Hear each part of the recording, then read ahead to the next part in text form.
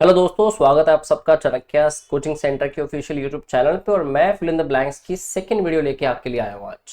पहले एक वीडियो हम ऑलरेडी कर चुके हैं last week fill in the blanks में ब्रह्मास्त्र सीरीज के अंडर।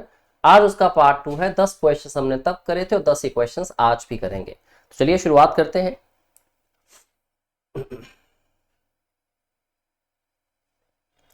पहला क्वेश्चन पढ़िए। It took him a long time dash the candidates application. तो उसको काफी टाइम लगा कैंडिडेट की एप्लीकेशन को डैश करने में। टू कंसिडरिंग, देखिए टू कंसिडरिंग गलत क्यों हो जाता है, क्योंकि टू प्लस वर्ब की फर्स्ट फॉर्म टू इन्फिनेटिव की बात की जाए तो टू के साथ फर्स्ट फॉर्म ही आ सकती है। ऑप्शन 1 निकल गया। To consider and weigh, considering, weighing, extremely incorrect. क्योंकि देखिए अ लॉन्ग टाइम कंसिडरिंग तो नहीं आ सकता, अगर टू लगाते हैं तो फिर से कंसिडरिंग गलत होता है, प्लस वे भी गलत हो जाता है।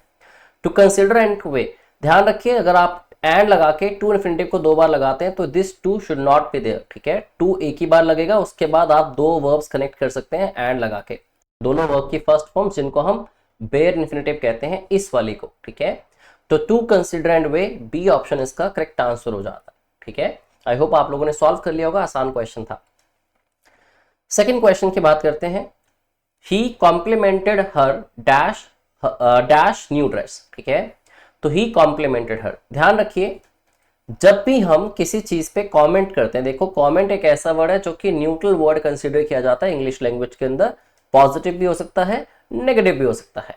But on the other hand अगर हम बात करते हैं कॉम्प्लीमेंट, अगर हम बात करते हैं कॉम्प्लीमेंट की, ठीक है, तो कॉम्प्लीमेंट करने की बात जब आती है तो इसको हमेशा पॉजिटिव वर्ड ही कंसिडर किया जाता है। जब भी आप कमेंट या कॉम्प्लीमेंट वर्ड यूज करते हैं, या फिर सी के साथ एक और वर्ड है, ठीक है, ऑल्दो थोड़ा कॉन्टेक्स्चुअल अलग है, बट वो है कॉन्ग्रेचुलेट करना किसी को। अक्सर हम मिस्टेक यही करते हैं इंग्लिश में जब क्वेश्चंस आते हैं कि I congratulate you for your success, तो फॉर योर सक्सेस नहीं होगा, I congratulate you on your success. somebody complimented on somebody's something, ठीक है, ऐसे ही somebody commented on somebody's something। ठीक है, तो किसी की किसी चीज पे कमेंट करना, किसी की किसी चीज पे कॉम्प्लीमेंट करना, या किसी की किसी चीज पे कॉन्ग्रेचुलेट करना उसको, वैसे ही कॉम्प्लीमेंटेड हर क्या हो जाएगा, complimented her on new dress.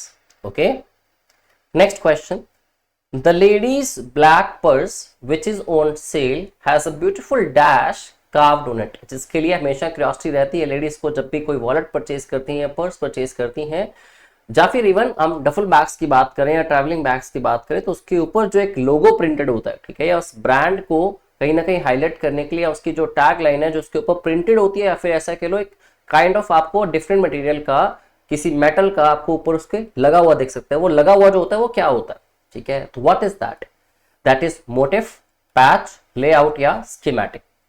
दोस्तों इसका करेक्ट आंसर क्या होगा? मोटिव। ठीक है, मोटिव। अगर बाकी वर्ड्स की बात करें तो बाकी वर्ड्स गलत क्यों है? देखिए पैच तो होता है किसी भी तरह का एक जॉइंट, सपोज किसी की कोई जीन्स है, किसी की कोई पैंट्स है, वो यहां से फट गई तो उसने उसके ऊपर एक कपड़ा ऐड करवा लिया, ठीक है, एक कपड़ा ऐड कर लिया तो वो पैच बन गया। जैसे कि मान लीजिए कोई रोड कहीं से खराब होती है, आपको बीच में दिखता है कहीं पे कुछ पैचेस हैं उसके, ठीक है, जो रिपेयर की गई है, तो पैच होता है जो रिपेयर की फॉर्म में कोई एक्स्ट्रा क्लोथ या फिर एक्स्ट्रा मटेरियल ऐड किया जाता है, ठीक है, उसको पैच बोलते हैं, इसलिए पैच गलत हो गया। लेआउट क्या होता है? उसका आउटर डिजाइन जो होता है, ठीक है, ये बात कर रहा है beautiful dash carved on it, जो उसके ऊपर कार्व किया जाता है, ठीक है, लेआउट तो उसका आउटलाइनिंग डिजाइन हो सकता है। स्कीमेटिक की दोस्तों बात करें तो आपने काफी बार चाहे वॉलेट्स हैं, चाहे पर्सेस हैं, चाहे शर्ट्स हो, पैंट्स हो, उसके अंदर लेबल्स लगे देखे हैं, ठीक है, उन लेबल्स को हम स्कीमेटिक कहते हैं। ठीक है, तो इसलिए करेक्ट आंसर क्या आ जाता है आपका? Option A, motive. ठीक है, question number 4। The dash chosen for construction of the building is in the heart of the city. तो जो चूज की गई कंस्ट्रक्शन के लिए डैश बिल्डिंग के लिए is in the heart of the city, तो क्या चूज की गई है? साइट, साइट, स्लाइड या फिर साइट। आप देखें तो ए ऑप्शन, बी ऑप्शन और डी ऑप्शन में जो वर्ड्स हैं उन तीनों की ही प्रोनाउंसिएशन सेम है, दैट इज साइट, लेकिन मीनिंग में बहुत डिफरेंस है। आंसर मुझे पता है कि आप लोगों को पता लग चुका होगा, आपने करेक्ट लगा लिया होगा, तो आंसर तो SITE, साइट ही आना चाहिए, राइट। कोई भी एक साइट जिसपे कोई भी इवेंट हुआ या कोई भी इंसिडेंट हुआ, कोई एक्सीडेंट हुआ या कहीं पे कंस्ट्रक्शन, आइदर कंस्ट्रक्शन हो रही थी या फिर हो रही है और construction will take place in future, ठीक है, तो उसको हम साइट बुलाते हैं। स्लाइट आंसर वैसे नहीं आ सकता। ये वाला दोस्तों जो साइट है इसके 3 मतलब है, नजर, नजरिया और नजारा। जैसे कि हम बात करते हैं अपनी एबिलिटी टू सी की, ठीक है, जिसको हम विजन बोलते हैं। इसके अलावा विजन का ही अपना एक मतलब दूसरा होता है, जैसे कंपनी के विजन की बात करते हैं या किसी पर्सन के विजन की, तो उसकी परसेप्शन क्या है, उसका नजरिया क्या है। या फिर आप जब कहीं घूमने जाते हैं तो साइट सीइंग करते हैं, मतलब कोई भी व्यू देखते हैं, ठीक है। तो SIGST एक ही वर्ड के 3 डिफरेंट मीनिंग्स हो जाते हैं, नजर, नजरिया और नजारा। इस वाले साइट वर्ड की बात करें, this is particularly a verb, ठीक है, जिसका मतलब है to make a mention of somebody और समथिंग, किसी भी चीज का जिक्र करना या किसी भी पर्सन का जिक्र करना, ठीक है, उसको कहते हैं साइट करना। ओके, तो आंसर क्या है आपका SITE option A. 5th question, your father dash worry I am a very careful driver. तो तुम्हारे फादर को चिंता करने की जरूरत नहीं है, मैं बहुत ही केयरफुल ड्राइवर हूं। Your father need not worry, your father none worry तो हो नहीं सकता। योर फादर कांट वरी, क्यों चिंता कर ही नहीं सकते, ठीक है, एनीबडी कैन वरी, राइट। ये कह रहे हैं कि उनको चिंता करनी नहीं है क्योंकि मैं बड़ा केयरफुल ड्राइवर हूं। डज नॉट वरी, वो चिंता करते नहीं है, ठीक है, तो फिर ऐसा कहने की जरूरत नहीं थी। अगर वो चिंता करते ही नहीं है तो फिर ये कहना क्यों पड़ा, अपना प्रमाण क्यों देना पड़ा कि मैं केयरफुल ड्राइवर हूं।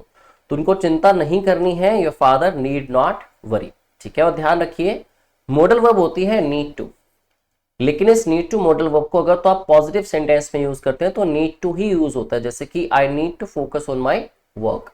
लेकिन इसी नीड टू को जब आप नेगेटिव या इंटेरोगेटिव सेंटेंस में यूज करते हो तो ध्यान रखना इसके साथ टू नहीं आता, सिर्फ बेस वर्ब नीड ही यूज होती है, ठीक है।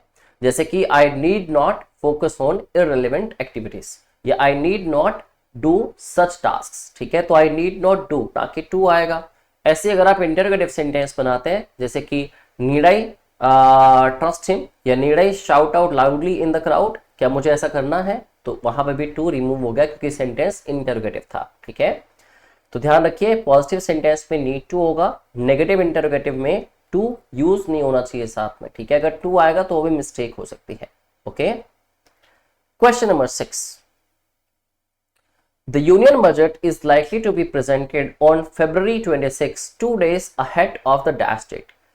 तो यूनियन बजट की संभावना है कि इसको प्रेजेंट किया जाएगा फरवरी 26 को 2 दिन बाद, किसके, डैश डेट के। Critical date, conventional date, suitable date या कन्वीनियंट डेट, ठीक है। तो जो उनको कन्वीनियंट लगेगा सरकार को उस दिन करेंगे, नहीं। तो ये मैं कहना चाह रहा है जो हमेशा ट्रेडिशनली एक फिक्स डेट चलती आ रही है, ठीक है। अब इसके हिसाब से फिक्स डेट क्या रही होगी, फरवरी 24, तभी तो उसके 2 दिन बाद बनी फरवरी 26।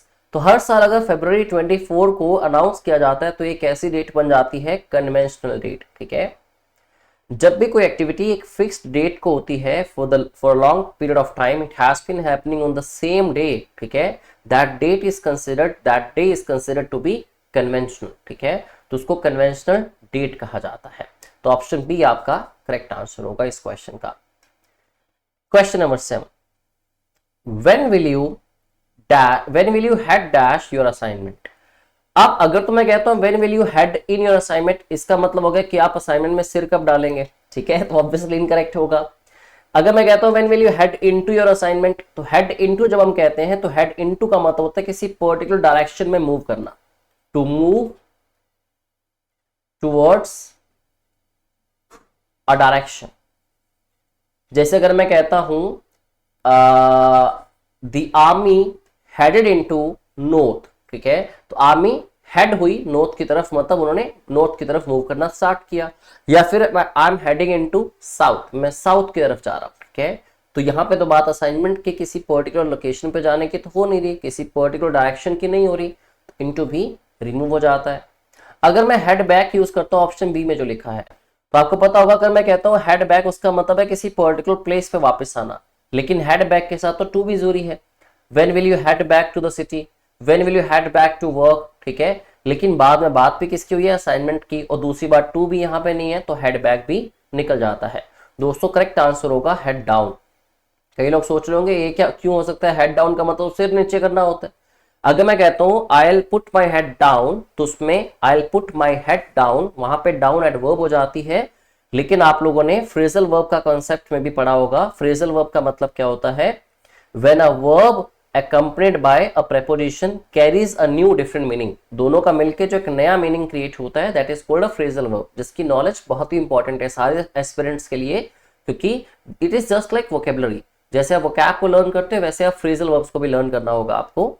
तो आगे समझते हैं कि मतलब क्या होगा। देखो, अगर मैं हेड डाउन कहता हूं तो उसके दो मतलब होते हैं, ठीक है। एक तो हेड डाउन का मतलब होता है किसी पर्टिकुलर प्लेस की तरफ जाना, या हेड डाउन का मतलब होता है किसी भी काम को कंसिस्टेंटली या कमिटमेंट के साथ करना, ठीक है, सीरियसली करना। तो हेड डाउन योर असाइनमेंट का मतलब हो जाएगा when will you work on your assignment consistently, या when will you work on your assignment seriously. तो हेड डाउन फ्रेजल वर्ब का मतलब होता है टू डू वर्क, या टू डू सम वर्क, या फिर सीधा टू वर्क कह लीजिए, विद कमिटमेंट या विद डेडिकेशन या फिर सीरियसनेस।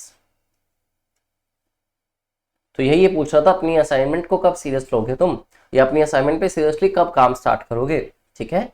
तो ऑप्शन कौन सा आ जाता है, हेड डाउन, ऑप्शन सी आपका राइट आंसर होगा, ठीक है। दोस्तों अगला क्वेश्चन है जिस कंसेप्ट पे हमारी लास्ट वीडियो में भी बात हुई थी, फिल इन द ब्लैंक्स के अंदर ही। अगर नहीं आपने देखी वीडियो, मिस करती है, तो प्लीज जाके पहले ब्रह्मास्त्र सीरीज के अंदर लास्ट वीक की इंग्लिश की वीडियो देखिए, fill in the blanks part 1 की। इसमें लिखा है if I had helped him, अगर मैंने उसकी हेल्प की होती। तो इसमें देखो, मैंने आपको बताया था कि इफ वाले सेंटेंस के अंदर अगर परफेक्ट टेंस पास्ट का आ जाए हैड प्लस वर्ब की थर्ड फॉर्म, तो आपके प्रिंसिपल क्लोज में जो प्रिंसिपल क्लोज सेकंड वाला होगा, क्योंकि ये कहलाता है एक सबऑर्डिनेट क्लोज, ठीक है। तो आपको वहां पर यूज करना होगा परफेक्ट इंफिनिटिव को ही, जैसे कि मॉडल वर्ब विल से हो जाएगा वुड, कैन से हो जाएगा कुड, साथ में आपको हैव यूज करना है और हैव के साथ आएगी वर्ब की थर्ड फॉर्म, ठीक है। तो ये विल है, इसको रिमूव कर देते हैं। वुड नॉट बी ड्राउंड, इसमें हैव नहीं आया, विल फिर से आ गया, इनकरेक्ट हो जाएगा, वुड नॉट हैव ड्राउंड। तो विल या वुड या कुड के साथ हैव प्लस वर्ब की थर्ड फॉर्म होनी चाहिए।